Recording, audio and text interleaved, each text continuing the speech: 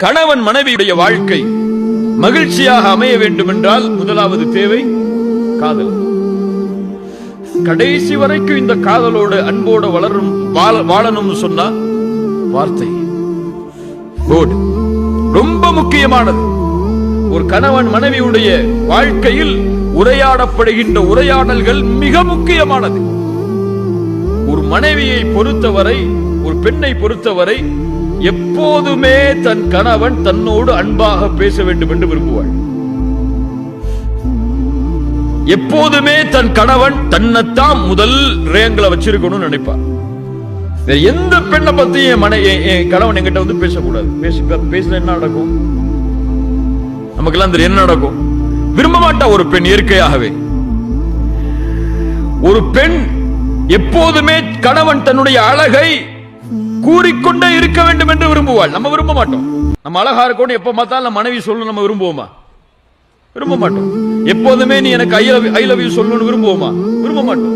ஆனா ஒரு பெண் எப்போதுமே தன் கணவன் தன்னை நேசிக்கிறேன், நான் உன்னை நேசிக்கிறேன், நான் உன்னை நேசிக்கிறேன், நான் உன்னை நேசிக்கிறேன் 10 நிமிஷம் முன்னாடி தான் சொல்லிருப்போம். அரை மணி நேரம் சொல்லலன்னு சொன்னா அடுத்து கேட்பாங்க ஏன் இதை சொல்லலன்னு சொல்லி. ஒரு பெண் இயற்கையாக அதை விரும்புவாள். ஒரு பெண் இயற்கையாக அதை நேசிப்பாள். ஆனால் அதை வெளிப்படுத்துவதற்கு நம்முடைய ஆண்களில் பலர் தயங்குகிறார்கள்.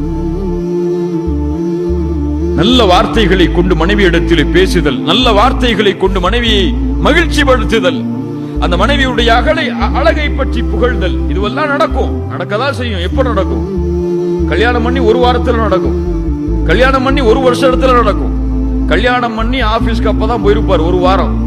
அப்போ போன் வந்துச்சுன்னா அவர் எடுத்துட்டு வெளியே ஓடி வந்து பேசுற பேச்சு இருக்க 3 மணிக்கு ஆபீஸ் முடிஞ்சாலும் பேசிட்டே இருப்பார். சமைக்கும் போது இவரே பேசிட்டே சமையலுக்கு உதவி செய்வார்.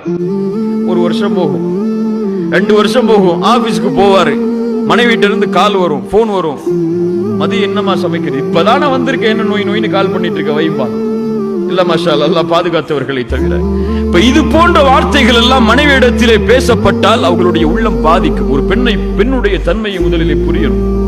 ஒரு பெண் இப்பதான் ட்ரெஸ் பண்ணிருப்பாங்க, அந்த ட்ரெஸ்ஸை புகழ்ந்தே ஆகணும்னு நினைப்பாங்க. புகழலன்னா அவங்க உள்ளம் காயப்படும்.